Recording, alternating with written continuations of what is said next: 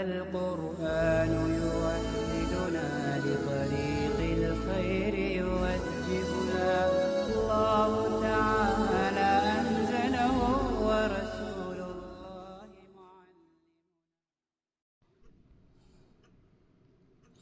بسم الله الرحمن الرحیم. بیان حروف المعانی. حروف معانی کا بیان. ويتصل بالحقیقت والمجاز بیان حروف لها معان.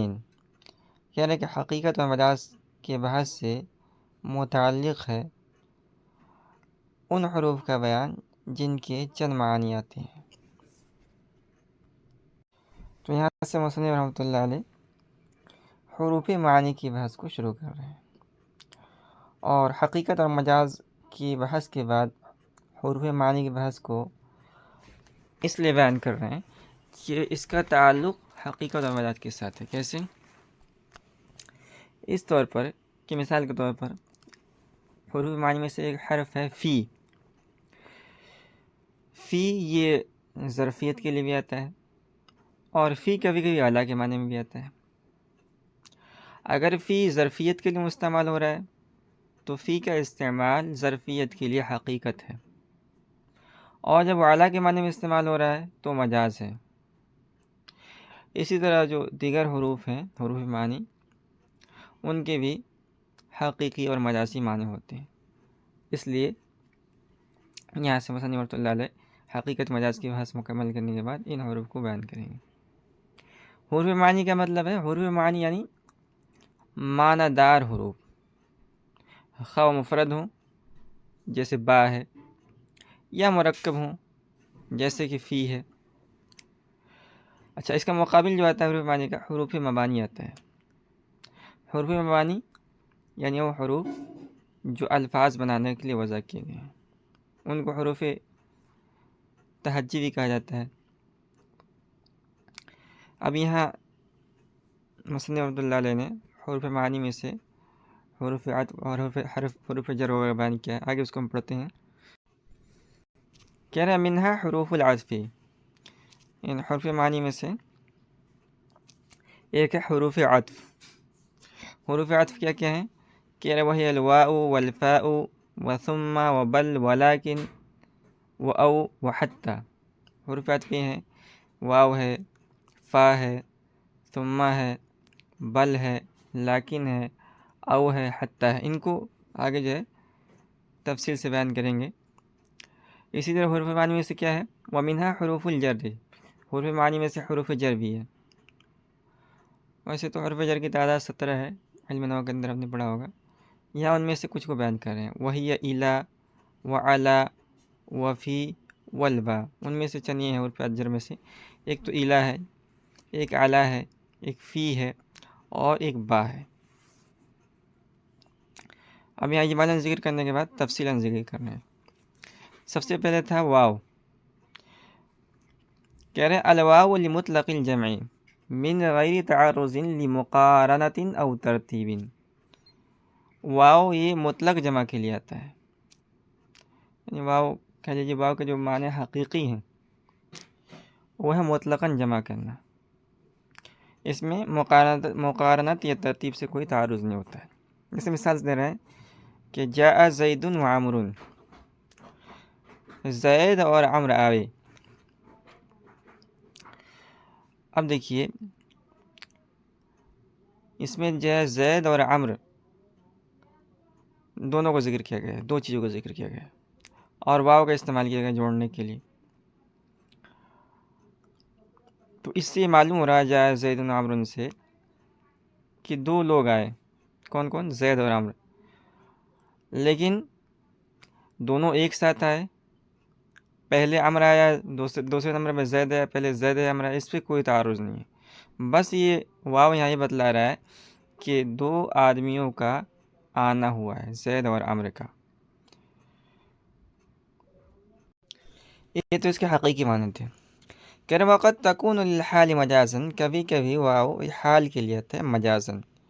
کقولہ لعبدہ، جیسے کہ آقا کا اپنے غلام سے کہنا ادی الی الفا وانت حر. تو مجھے 1000 دے دے اس حال میں کہ تو آزاد ہے۔ تو اب یہاں جو واو ہے یہ واو مطلقاً جمع کے لیے نہیں ہے، بلکہ واو یہ حال ہے۔ کہہ رہے فیکون الاداء شرطا للحریتی، تو اس صورت میں ادا حریت کے لیے شرط ہوگی، یعنی ادی لی الفن کا مطلب ہے کہ جب تو مجھے 1000 روپے دے گا تو سال میں تو آزاد ہو جائے گا۔ نمبر 2 پر ہے فا، کہہ رہے الفاء للتعقیب مع الوصل، فا یہ تعقیب مع الوصل کے لیے آتا ہے۔ تعقیب مع الوصل کا کیا مطلب ہے؟ تعقیب مع الوصل کا مطلب یہ ہے کہ معطوف یہ معطوف علیہ سے زمانے مؤخر ہوگا، چاہے زمانہ اتنا قلیل ہو کہ اس کا احساس تک نہ ہو۔ اب اس کو مثال سمجھا رہے ہیں کہ فمن قال لزوجته ان دخلتی هذه الدار فهذه فانت طالق، اگر کسی نے اپنی بیوی سے کہا کہ اگر تو اس گھر میں داخل ہو اور اس کے بعد اس گھر میں داخل ہو تو تجھے طلاق ہے۔ اب دیکھیے جو محل استشہاد ہے فہذی ہے، یہ فا یہاں تعقیب مع الوصل کے لیے، تو جو معطوف ہے اس کا زمانہ معطوف علیہ سے مؤخر ہے۔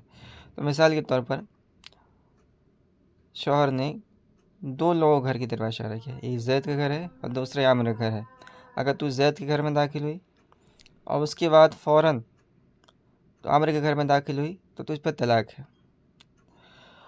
اب مثال کے طور پر بیوی پہلے زید کے گھر میں داخل ہوئی اور اس کے بعد باہر آئی، آدھے گھنٹے تک مثال کے طور پر ٹہلتی رہی، اس کے بعد عامر کے گھر میں داخل ہوئی تو طلاق واقع نہیں ہوگا۔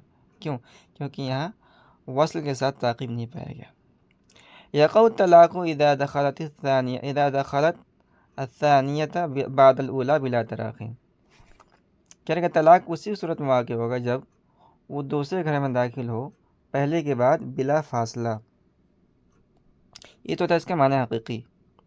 کہہ رہا تستعمل الفاء فی الجزاء مجازا، فا کا استعمال جزا کے لیے بطور مجاز ہوتا ہے، لأنہ یتعقب الشرط، اس لیے کہ جزا یہ شرط کے پیچھے آتی ہے۔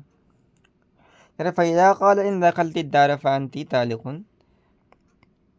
تو اگر شوہر نے اپنی بیوی سے کہا کہ اگر تو گھر میں داخل ہو تو تجھے طلاق ہے، یقع الطلاق عقیب الدخول، تو طلاق داخل ہونے کے بعد فوراً واقع ہو جائے گا۔ تو محل استشہاد اس میں ہے فأنت میں جو فا ہے یہاں جزا کے لیے ہے، جزا ان دخلت الدار شرط ہے اور انتی طالقون یہ جزا ہے، اور اس پہ جو فا داخل ہو رہا ہے وہ فا جزا کے لیے ہے مجازن۔ وَكَذَا تُسْتَعْمَلُ فِي أَحْكَامِ الْعِلَلِ، کہہ رہے اسی طرح فا کا استعمال بطور مجاز علتوں میں احکام میں علت بیان کرنے کے لیے بھی ہوتا ہے، لأنها تتعقب العلل، اس لیے کہ وہ یعنی احکام علت کے پیچھے آتے ہیں۔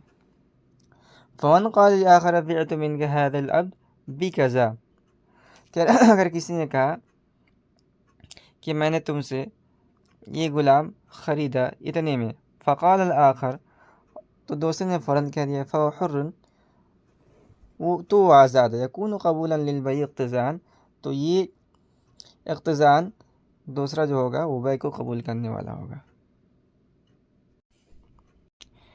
یعنی اقتضاءً مانا جائے گا کہ دوسرے آدمی نے جو فهو حر کہا ہے تو پہلے اس نے بیع کو قبول کیا اور اس کے بعد جو ہے اس غلام کی آزادی ہوگی۔ اچھا اگر اس نے فا استعمال نہیں کیا، صرف کہا حر، تو وہ بیع منعقد نہیں ہوگا۔ وقد تكون الفاء لبيان العلة اذا كانت مما تدوم، کہہ رہے اور کبھی کبھی فا علت کے بیان کے لیے بھی استعمال ہوتا ہے بطور مجاز جبکہ وہ علت دائمی ہو۔ فمن قال لعبده ادی الی الفا فانت حر، تو اگر کسی نے اپنے غلام سے کہا، کسی آقا نے اپنے غلام سے کہا ادی الی الفا فانت حر، تو مجھے 1000 دو اور تم آزاد ہو، کہہ رہے یعتق فی الحال، تو غلام فی الحال آزاد ہو جائے گا، ویسیر الالف دین علیہ، اور اس پر 1000 دین ہوگا۔ علت کے دائمی ہونے کا کیا مطلب ہے؟ علت کے دائمی ہونے کا مطلب یہ ہے کہ علت حکم کے بعد بھی موجود رہے، جس طرح پہلے وہ موجود تھی اسی طرح حکم کے بعد بھی موجود رہے۔ کہہ رہے وَتُسْتَعْمَلُ الْفَاءُ بِمَعْنَى الْوَاءِ مَجَازًا، کبھی کبھی بطور مجاز فا واو کے معنی میں استعمال ہوتا ہے، کہ قوله، جیسے اگر کسی نے کہا لہو علیہ درہم فدرہم، اس کا میرے اوپر درہم ہے، ایک درہم ہے اور ایک درہم ہے، لازمہ درہمان، تو اس پر 2 درہم لازم ہوں، تو کہا جائے گا کہ فا واو کے معنی میں ہے بطور مجاز۔